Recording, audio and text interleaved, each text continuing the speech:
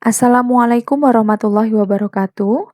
Well, students, welcome back again in our English class. And in this beautiful morning, I hope you are always blessed, happy, and healthy.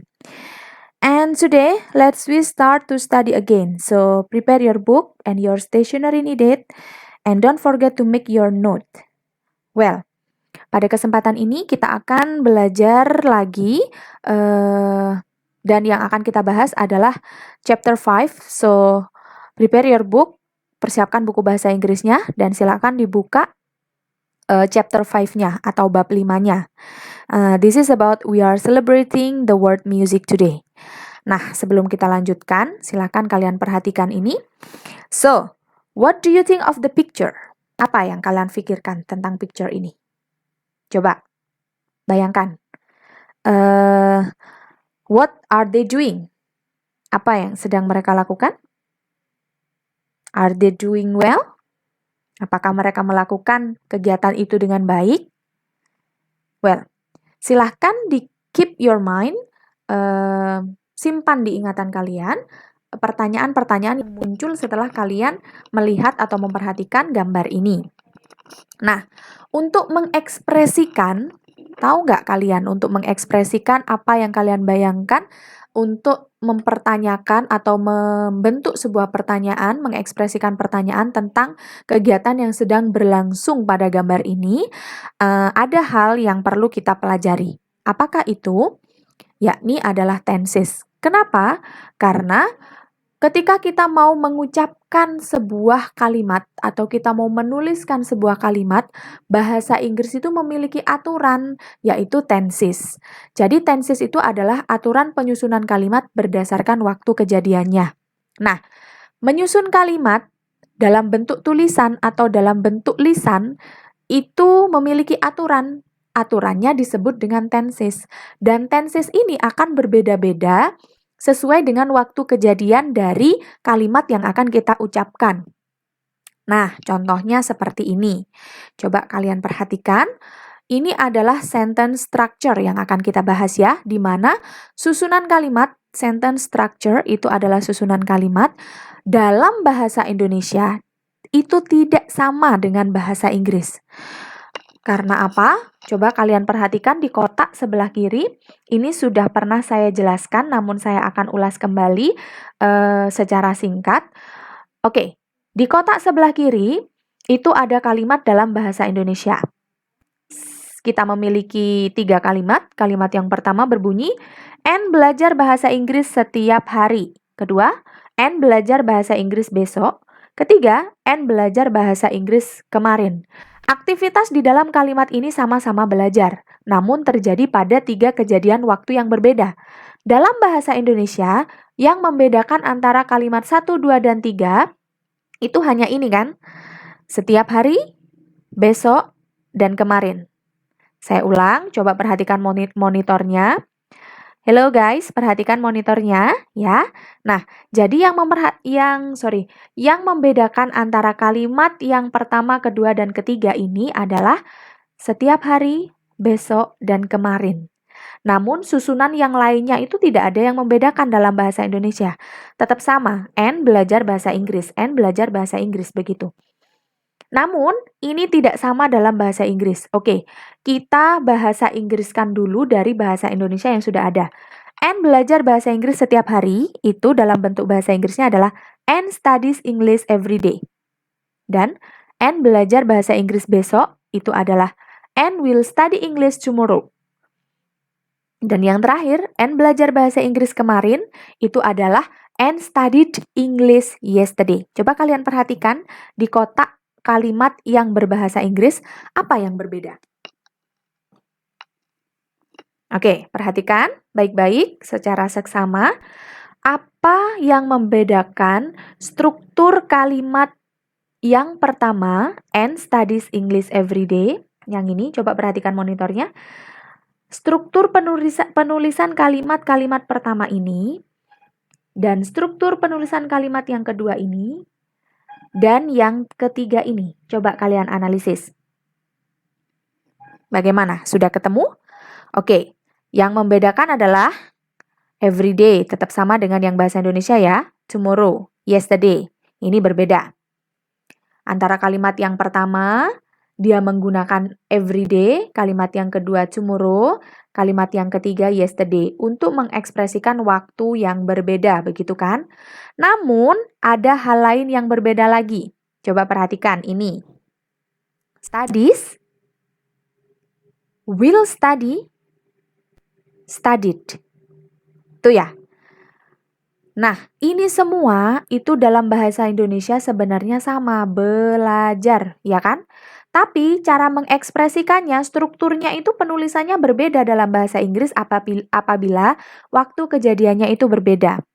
Kenapa di kalimat struktur yang di struktur kalimat yang pertama ini dia menggunakan studies? Karena waktu kejadiannya adalah every day atau setiap hari. Dan yang kedua, kenapa pakai will study? Karena kejadiannya tomorrow. Kenapa yang ketiga ini pakai studied? Karena kejadiannya itu yesterday atau kemarin waktu kejadiannya. Jadi, setiap kalimat yang waktu kejadiannya itu berbeda, maka struktur ininya juga berbeda. Beda dengan bahasa Indonesia ya. Oke, dalam lingkaran merah itu apa sih sebenarnya? Itu semuanya sama-sama artinya adalah belajar. Dalam bahasa Indonesia itu nggak ada beda, semuanya sama. Tapi dalam bahasa Inggris dia berbeda. Dan ini disebut dengan verb atau kata kerja. Ya, saya ulangi lagi apa dia? Dia adalah verb atau kata kerja. Sebuah kata yang menunjukkan aktivitas yang sedang dilakukan. Oke. Contohnya misalkan ya ini ya, study, belajar, itu kan dilakukan. Kemudian read the book, membaca, read, itu juga kegiatan. Kemudian think, berpikir, itu juga sesuatu yang dilakukan. Kata-kata itu, study, read, think, itu tergolong atau masuk kelompok kata kerja. Saya yakin kalian sudah paham ya. Oke. Itu adalah pembeda pertama dalam struktur bahasa Inggris ya. Kemudian apa yang harus diperhatikan kedua? Yaitu tadi, dia adalah time signal atau keterangan waktu dalam bahasa Inggris ya. Jadi, saya ulangi, ada dua hal yang perlu diperhatikan dalam penyusunan struktur kalimat di dalam bahasa Inggris. Yang pertama adalah verb atau kata kerjanya, dan yang kedua adalah time signal atau ciri waktunya. Karena itu semua akan berbeda apabila waktu kejadiannya itu berbeda dari kalimat yang kita ucapkan. Nah, oke, apa sih verb itu? Seperti apa contohnya? Nah, verb itu terbagi menjadi dua. Yang pertama adalah regular verb atau kata kerja beraturan. Contohnya adalah accept, receive, add, admire, admit, adopt, advise, effort. Artinya ada di sini semua bahwa accept itu adalah menerima dan kata kerja itu memiliki 3 bentuk, yaitu kata kerja pertama atau verb one yang disingkat dengan V1. Kemudian kata kerja kedua disingkat dengan disebut dengan verb to dan disingkat menjadi V2, dan yang bentuk ketiga adalah verb 3 disingkat menjadi V3. Ini semua jadi dia punya bentuk yang berbeda. Apabila accepted, bentuk keduanya apabila accept, nih menerima, accept, bentuk keduanya adalah accepted dan bentuk ketiganya adalah accepted. Perhatikan regular verb. Jadi bentuk kedua dan bentuk ketiganya ini hanya perlu ditambah ed di akhirannya. Perhatikan, receive jadi received, begitu kan? Add jadi added, dan semuanya sama bentuk kedua dan ketiganya. Kenapa? Karena dia masuk ke dalam golongan regular verb, kata kerja beraturan. Untuk lebih lengkapnya, kalian bisa buka kamus kalian dan dibuka di halaman tengah-tengah, itu pasti ada tabel seperti ini, tabel regular verb. Nah, ini adalah jenis pertama verb atau jenis pertama kata kerja. Jenis kedua itu adalah irregular verb atau kata kerja tak beraturan. Ini beda lagi anak-anak. Jadi kalau yang tadi, oke, perhatikan, ini kan dia hanya tinggal menambahkan ed, nih yang regular verb hanya tinggal menambahkan ed. Tapi kalau yang tidak beraturan, dia punya bentuk lain. Contoh nih, Oke, awake. Sorry, di sini abaikan meaning-nya ya. Awake ini artinya adalah sadar. Itu bentuk keduanya adalah awoke. Kemudian bentuk ketiga adalah awoken. Ya. Kemudian dia tidak punya akhiran ed, tidak punya tambahan ed untuk bentuk verb to dan verb 3-nya, tapi dia punya bentuk sendiri. Contoh lagi, bring. Nih perhatikan layarnya. Bring artinya membawa. Bentuk keduanya adalah brought, bentuk ketiganya tetap brought. Break, pecah. Ya, break, pecah. Itu bentuk keduanya adalah broke, bentuk ketiganya adalah broken. Dan seperti biasa, bentuk apa namanya? Bentuk lengkapnya itu bisa kalian buka di kamus kalian dan carilah tabel irregular verb. Sorry, di sini saya typo, harusnya double R ya di sini nih, layarnya diperhatikan. Ya. Oke, selanjutnya itu adalah time signal. Jadi kalau yang pertama tadi itu yang perlu diperhatikan adalah verb, maka yang kedua adalah time signal. Apakah time signal itu? Oke, kita lanjut. Time signal itu adalah ciri waktu seperti ini nih. Sometimes, kadang-kadang, kemudian always, selalu, generally, umumnya, every day tadi tuh. Setiap hari, kemudian now, sekarang, right now, sekarang juga saat ini. Nah, itu semua adalah ciri waktu atau keterangan waktu pada kalimat. Jadi, keterangan waktu yang menunjukkan kapan kalimat itu terjadi. Begitu ya. Nah, oke. Sorry, saya kembali lagi. Nah, jadi ini kan struktur pembentukan kalimat nih. Jadi, seperti yang saya katakan tadi, akan berbeda sesuai waktu kejadiannya. Dan perbedaan itu, bahwa ini harus menggunakan kata kerja pertama, untuk yang ini perhatikan layarnya, untuk yang everyday itu harus menggunakan kata kerja pertama, dan untuk yang yesterday itu menggunakan kata kerja kedua, ini semua diatur oleh yang namanya tenses ya. Oke. Tenses itu dibagi menjadi beberapa jenis. Ya. Yang pertama itu adalah present tense. Tenses yang mengatur yang mengatur kita untuk mengekspresikan kalimat yang kejadiannya saat ini. Dan present tense itu terbagi menjadi 4 macam. Yang pertama adalah simple present tense, kemudian present continuous tense, lalu present perfect tense, dan yang terakhir adalah present perfect continuous tense.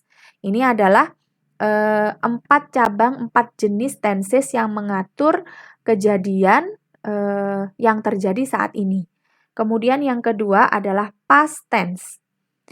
Jadi tenses yang mengatur kejadian di masa lampau. Sama juga ada 4. Jadi kalau present tense itu saat ini, kalau past tense itu lampau ya anak-anak. Dia mempunyai 4 macam juga. Yang pertama juga disebut simple past tense, past continuous tense, past perfect tense, dan yang terakhir past perfect continuous tense.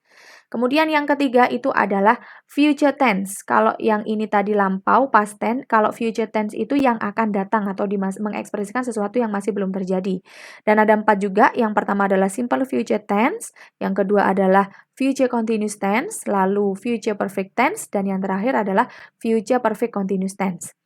Nah, lalu yang terakhir adalah past future tense. Juga ada 4, simple past future tense, past future continuous tense, past future perfect tense, dan yang terakhir adalah past future perfect continuous tense. Nah, jadi ini adalah jenis tenses yang akan kalian temui dan akan kalian gunakan selama kalian menggunakan bahasa Inggris. Namun, pada jenjang kalian ini, pada pada kelas 9 ini, kalian hanya perlu mempelajari 3 macam dulu. Ini kan jumlahnya ada banyak ya, 4 dikali 4 ada 16 jenis aturan untuk mengekspresikan kalimat dalam waktu yang berbeda juga. Tapi kali ini kita hanya akan membahas tentang ini, present continuous tense, past continuous tense, future continuous tense. Nah, ada 3 tenses yang akan kita bahas, namun untuk pertemuan kali ini, kita akan membahas ini dulu, present continuous tense. Dan untuk yang past continuous tense akan kita bahas di pertemuan selanjutnya, begitu juga dengan future continuous tense. Jadi kita cukup fokus sama past continuous tense saja. Oke, bisa dipahami ya? Oke, kita akan lanjutkan untuk membahas tentang present continuous tense. Di sini nanti akan ada penjelasan-penjelasan penting yang mungkin tidak akan kalian temui di buku paket kalian. Maka dari itu, kalian boleh mempersiapkan atau membuat catatan untuk kalian bisa membuka atau membacanya lagi apabila kalian nanti lupa. Jadi, apa namanya? Kita persiapkan dulu atau saya beri waktu dulu kalian mempersiapkan catatannya, pennya diambil. Oke, present continuous tense. Present continuous tense ini dia bertugas untuk mengatur kita ketika mengekspresikan apa? Oke, nah ini dia. What is present continuous tense? Apakah present continuous tense itu? Present continuous tense expresses an activity that is in progress at the moment of speaking. Atau bahasa Indonesianya adalah present continuous tense adalah tenses yang mengekspresikan sebuah aktivitas yang sedang berlangsung saat diucapkan. Jadi misalkan kita mau mengucapkan sesuatu nih. Nah, dan yang mau kita ucapkan atau kita mau sampaikan itu adalah aktivitas yang sedang berlangsung saat ini. Nah, maka kita harus mengekspresikannya itu dalam mematuhi peraturan present continuous tense. Nah, jadi, oke, saya beri contoh. Nih, contohnya. All students are studying English now. All students are studying English right now. Nah, ini yang terjadi pada kalian kan? Kalian sedang belajar bahasa Inggris kan sekarang? Saat ini nih, kalian sedang belajar bahasa Inggris kan? Maka saya akan bilang, all students are studying English right now. Semua siswa sedang belajar bahasa Inggris saat ini. Nah, jadi strukturnya itu bagaimana struktur pembentukan kalimatnya? Oke, kita breakdown seperti ini, aturan struktur kalimatnya. Dalam kalimat all students are studying English right now, ini terdiri dari 1, 2, 3, 4, 5. Terdiri dari 5 struktur kata, ya. All student di sini adalah sebagai subjek. Apakah subjek itu? Subjek adalah pelaku di dalam kalimat. Oke, tunggu. Anak-anak, apabila kalian butuh mencatat apapun yang ada yang tertulis di video ini, kalian bisa pause video ini untuk menulis informasi pentingnya dulu. Lalu bisa kalian lanjutkan atau bisa kalian play kembali videonya setelah kalian selesai menulisnya, ya. Bisa kan mempause video dan melanjutkan play lagi? Ya, seperti ini tidak akan ada di buku paket kalian kan? Subjek itu adalah pelaku, maka kalian perlu mencatatnya, ya. Bisa dipahami kan? Oke, saya lanjutkan. Subjek itu adalah pelaku dalam kalimat. Di dalam kalimat ini, di dalam kalimat all students are studying English right now, ini subjeknya adalah all student. Ini sebagai subjek, sebagai pelaku yang melakukan sesuatu di dalam kalimat ini. Contohnya ini, all student. Contoh lainnya adalah she, dia, they, mereka, Ana, Ani, Budi, my parents, orang tuaku. Nah, itu semua adalah contoh dari subjek atau pelaku di dalam kalimat. Oke, selanjutnya adalah to be. To be adalah kata bantu kata kerja di dalam kalimat. Jadi dia sifatnya hanya membantu saja. Di dalam kalimat ini, to be yang digunakan adalah are. Sedangkan to be itu sendiri ada 5 jenis to be. Yang pertama adalah is, am, are, was, were. Tuh ya. Dan penggunaan to be ini, kalau kalian masih ingat, akan berbeda-beda sesuai dengan subjeknya. Is digunakan apabila subjeknya she, he, it. Am digunakan apabila subjeknya I. Are digunakan untuk subjek you, we, they.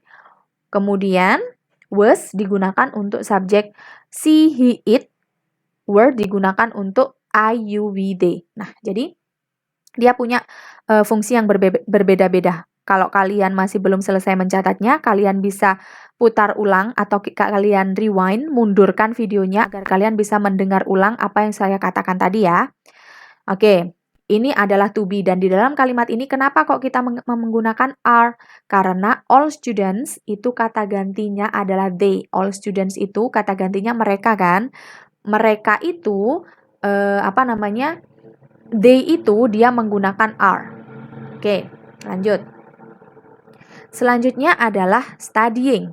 Studying di sini posisinya adalah sebagai verb. Verb adalah kata kerja atau kata yang menunjukkan hal yang dilakukan oleh subjek kalimat seperti yang sudah saya katakan tadi ya. Jadi kalau all student itu adalah subjek, maka studying itu adalah sesuatu yang dilakukannya. Jadi all student itu adalah pelakunya, studying itu adalah sesuatu yang dilakukan oleh pelaku. Di sini saya menggunakan atau kita menggunakan verb study.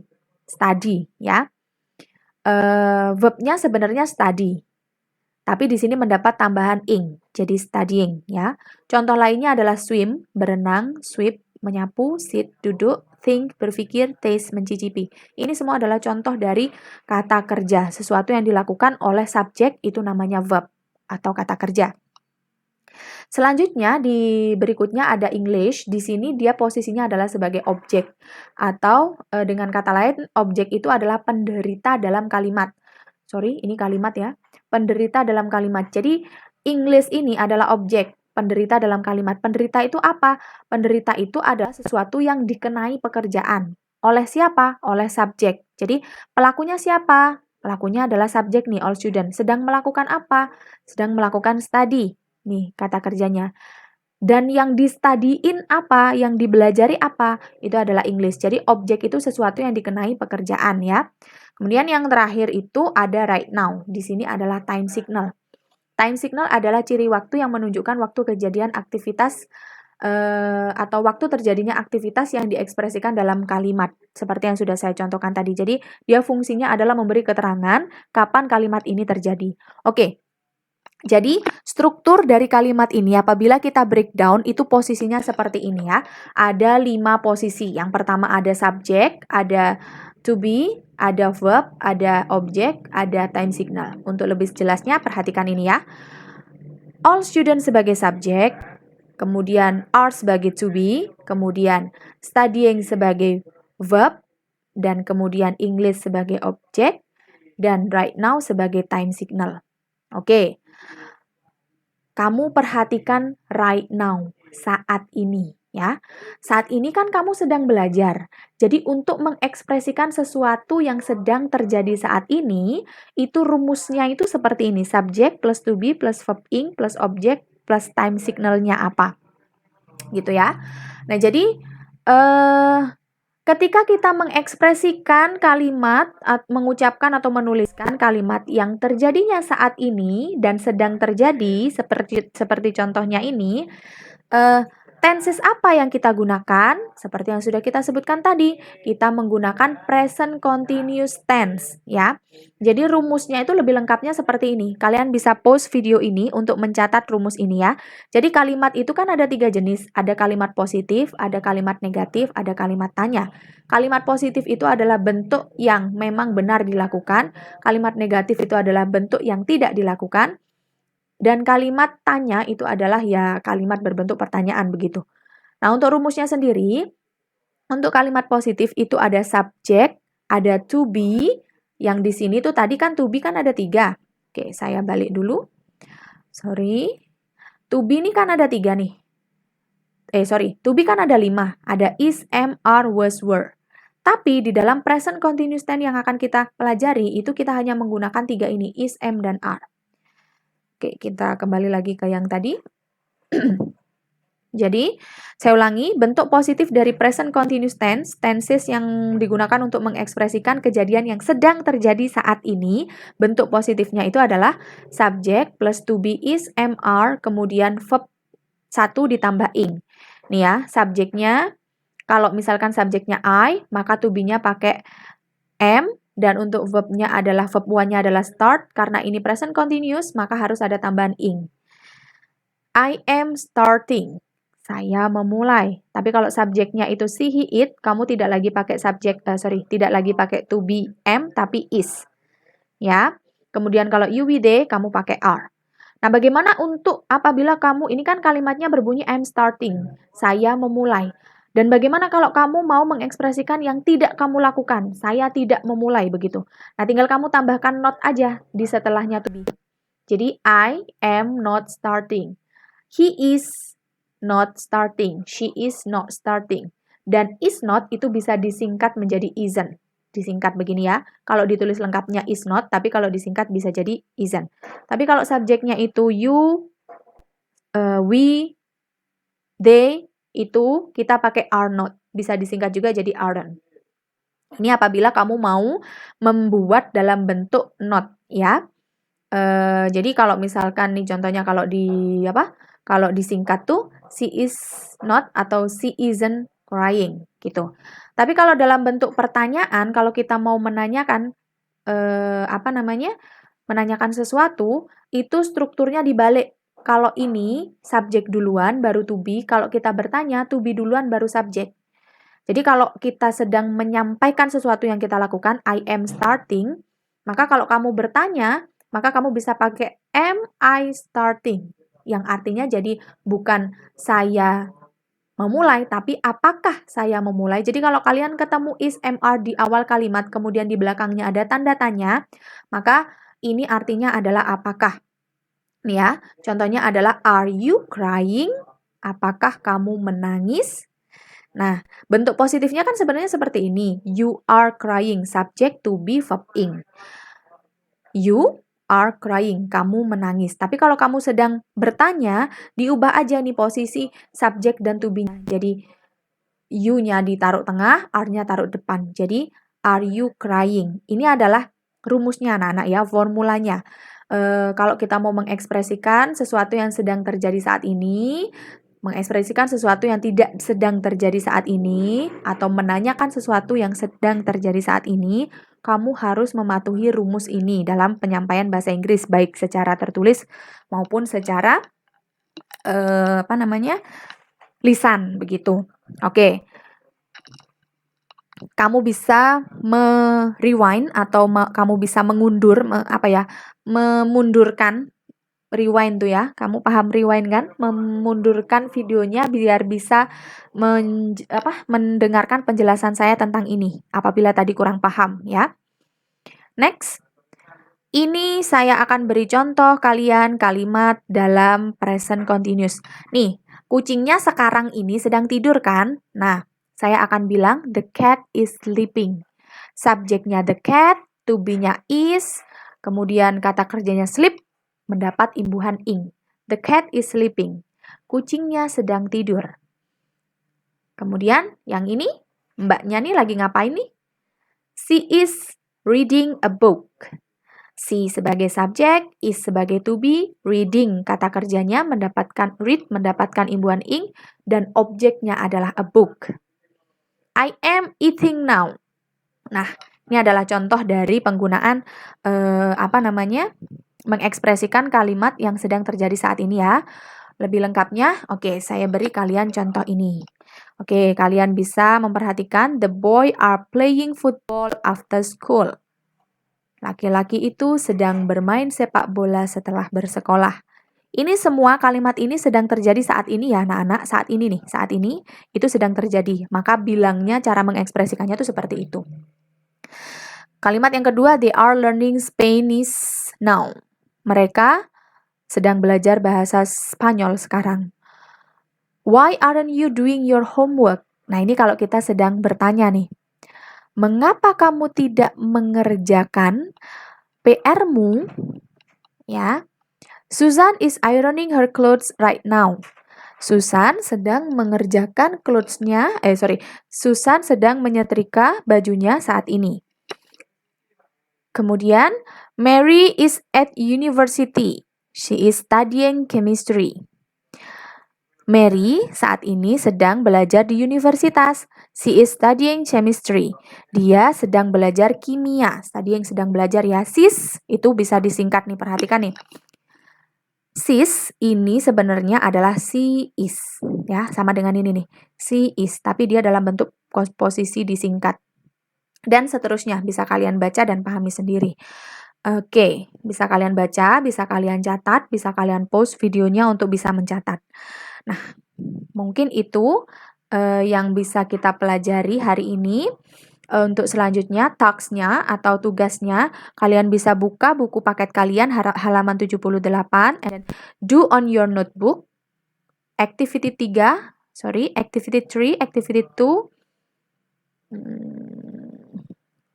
Oke, sorry. Ini saya tipu ya. Sorry, saya lihat dulu. Oke, tunggu anak-anak. Saya lihat dulu itu sebenarnya aktivitas berapa. Wait. Oke. Nah, ini sebenarnya ya, sorry, didengarkan baik-baik. Yang dikerjakan itu adalah aktivitas 3, 4, dan 5. So, activities 3, 4, and 5 ya. Itu yang harus kalian kerjakan. Silakan dikerjakan di notebooknya masing-masing dan bisa setelah selesai sebelum pertemuan bahasa Inggris selanjutnya bisa kalian kumpulkan di Miss Hindun. Kemudian nanti saya akan ambil di Miss Hindun. Oke, bisa dipahami ya? Oke, apabila kalian perlu menanyakan sesuatu setelah kalian mendengarkan video ini, kemudian kalian putar kembali, kalian ulang-ulang, tapi masih ada hal yang masih kalian belum paham, kalian bisa menuliskan surat kepada saya dan dititipkan di Miss Hindun, bisa kalian selipkan di buku pekerjaan kalian, di buku your notebook yang apa namanya? Setelah kalian mengerjakan ini kan dikerjakan di buku, kemudian dikumpulkan kan. Nah, di situ nanti kalian bisa selipkan surat untuk saya, sehingga saya bisa tahu apa kendala kalian dalam materi ini. Nanti dari kendala itu akan saya jawab melalui video lagi. Karena I'm sorry, kita masih belum bisa meet up ya, because of this pandemi. Pandemi ini masih belum berakhir, namun saya harap kalian tetap sehat, tetap dalam kondisi senang dan tidak terbebani oleh apapun. Kita sama-sama berdoa, semoga kita bisa segera tatap muka kembali. Because I miss you so much actually. So what about you? Ya, oke. Mari kita akhiri pembelajaran ini dengan quotes yang disampaikan oleh Albert Einstein. So he said, "Genius is 1% talent and 99% hard work." Yang maknanya adalah genius itu adalah 1% dari talenta dan 99%-nya adalah hard work.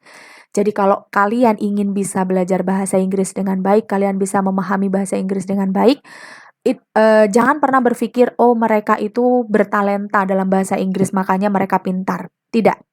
Karena 99% dari kejeniusan itu adalah hard work. Jadi, keep study hard, tetap belajar dengan keras agar kalian bisa menjadi orang yang jenius. Well, thank you very much for today. Thank you very much for your attention. The last I say, Assalamualaikum warahmatullahi wabarakatuh. See you on the next video.